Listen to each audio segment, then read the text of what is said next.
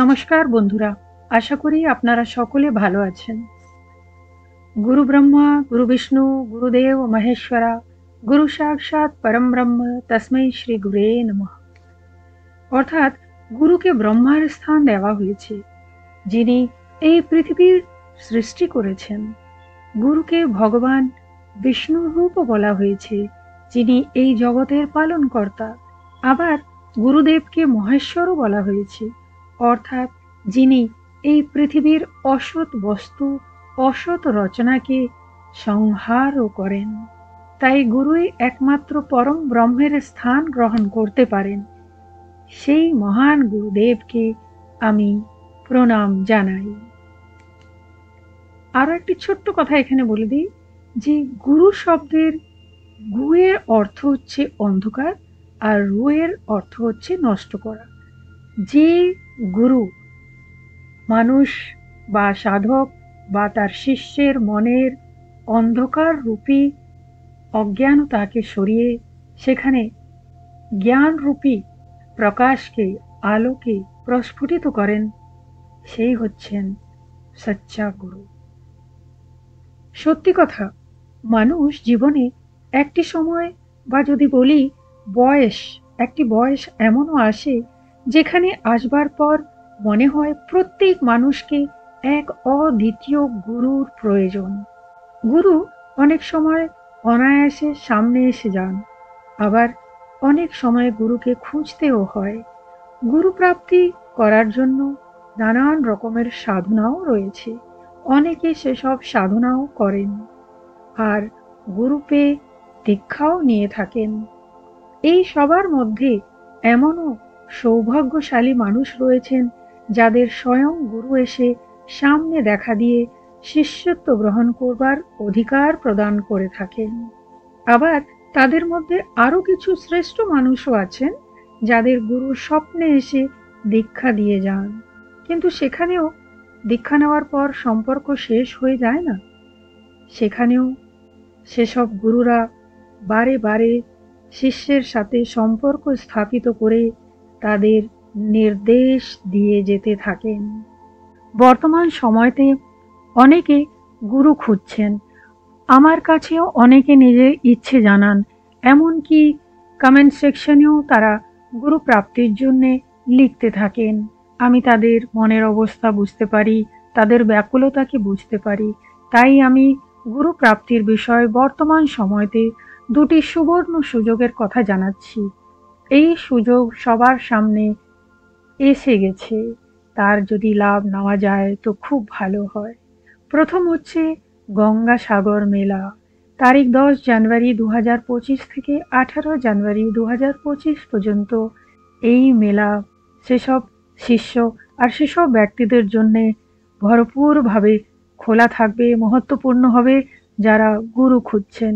কারণ সেখানে বিভিন্ন তীর্থস্থান থেকে, এমনকি পাহাড় পর্বত লুকোনো স্থান থেকে নানান রকমের উচ্চ স্তরের সাধু সন্তরা আসেন।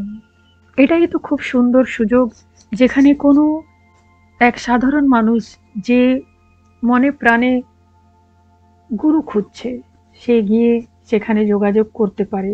তবে গুরুকে চিনতে নিজেই হবে। আমি এটা বারে বারে বলেছি যে গুরুকে নিজেই চিনতে হবে। গুরুর কাছে গেলেই মনের একটা টান, আনন্দ, এটা প্রথমেই আপনি বুঝতে পারবেন যে মনের ভেতরে এক আশ্চর্যজনক আনন্দ উঠতে থাকবে, আর বারবার সেই গুরুর প্রতি মনে একটা টান উৎপন্ন হবে।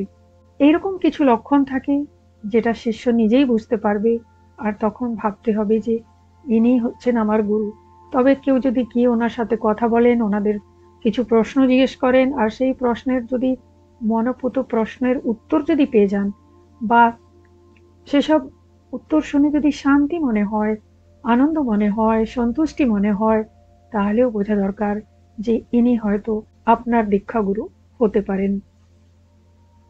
গঙ্গাসাগর মেলাতে বদ্রীনাথ থেকে একজন অনেক উচ্চ স্তরের গুরু আসেন। ওনার বয়স তো অনেকই হয়ে গেছে, কিন্তু ওনাকে দেখলে মনে হবে 25-30 বছরের কোনো ইয়াং ছেলে। আর খুবই সাধারণ ভাবে উনি থাকেন। তো ওনার সাথেও যদি কারো দেখা হয়ে যায়, বা কেউ যদি ঠিক মতন ওনাকে চিনতে পারেন, কেউ যদি বুঝতে পারেন, তো ওনার সাথেও যোগাযোগ করতে পারেন। এইভাবে অতি সাধারণ রূপে অনেক উচ্চ স্তরের সাধুরা সেখানে এসে থাকেন। এখন চিনবার চেষ্টা তো নিজেকেই করতে হবে। এর অতিরিক্ত আরো একটি জায়গা বলছি আমি। সেই দ্বিতীয় নম্বরটি হচ্ছে প্রয়াগরাজ কুম্ভ মেলা, যেটা তারিখ 13 জানুয়ারি 2025 থেকে আরম্ভ হচ্ছে, আর 26 ফেব্রুয়ারি 2025 পর্যন্ত এই মেলা থাকবে।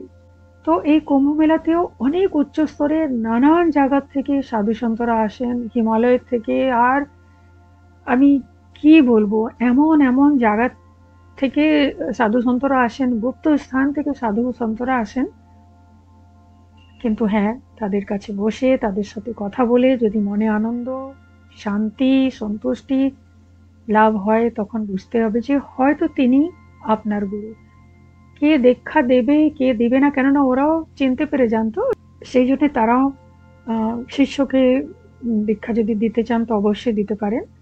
তো আমি সমস্ত গুরুদেরকে আমি প্রণাম জানাই, আর আপনাদেরকে আমি বলবো যে আপনারা গুরু খুঁজছেন তো একবার সেখানে এই দুটো জায়গায় যোগাযোগ করতে পারেন। এই দুটো সুযোগ যে আপনাদের সামনে এসেছে, এর যদি লাভ নেন তো আমার মনে হয় এর চেয়ে ভালো আর উপায় হয়তো আপনি পরে পাবেন, আবার একটু দেরি হয়ে যাবে। তো এই তো আমি আপনাদেরকে এটা জানিয়ে দিলাম। এরপরে স্ক্রিনে যে প্রশ্ন দেখা যাচ্ছে তার উত্তর দিচ্ছি। শম্পা, তোমার মায়ের কথা আমি জেনে গেছিলাম। আশা করব উনি এখন অনেকটা সুস্থ আছেন। আমি ওনার জন্যে প্রতিদিন প্রার্থনা করেছি, যেখানেও থেকেছি প্রার্থনা করেছি। বেটা, এটা তো শুরু হলো। আধ্যাত্মিক পথ কি এমনি এমনি পাওয়া যায়? আল্লাহ বলুন, ঈশ্বর বলুন, কি সাধারণভাবে পাওয়া যায়? না বেটা, না। দেখো দেখি, একটা ছোট্ট পরীক্ষা দিতে গেলেও কত কষ্ট করতে হয়, রান্না করতে গেলেও কত রকমের চেষ্টা করতে হয়, এই রকম রান্না করতে হবে, সেই রকম আনাজ কুটতে হবে, একটা প্রণালী থাকে। তো এত রকম চেষ্টা কষ্ট করে তারপরে গিয়ে দুটো রান্না হয় আর মানুষ খেতে পায়।